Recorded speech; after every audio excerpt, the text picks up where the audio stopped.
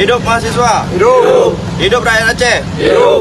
Assalamualaikum warahmatullahi wabarakatuh. Waalaikumsalam warahmatullahi wabarakatuh. Saudara-saudara sekalian, pada malam ini kami telah tiba kembali di Balai Mesir Raya Aceh dengan tujuan untuk menghantar kembali pengungsi Rohingya yang mana siang tadi telah kami mobilisasi ke kantor Kemenkumham Aceh.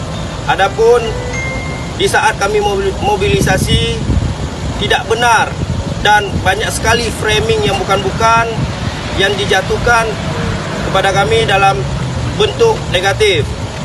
Yang perlu saudara-saudara ketahui, dari semenjak kami mobilisasi kepergian pengungsi Rohingya kepada kantor Kemenkumham, kami tetap mengawal, bahkan kami sampai jam berapa ini? Jam 3 ya? Jam 3 masih mengawal pengungsi Rohingya. Bahkan kenapa hari ini kami bawa kembali ke Balai Mesir Raya? Karena tidak ada tanggung jawab dari Kemenkumham Aceh. Dari pihak Kemenkumham Aceh menterlantarkan pengungsi Rohingya atas dasar azas kemanusiaan. Kami membawa kembali pengungsi Rohingya ke Balai Mesir Raya Aceh.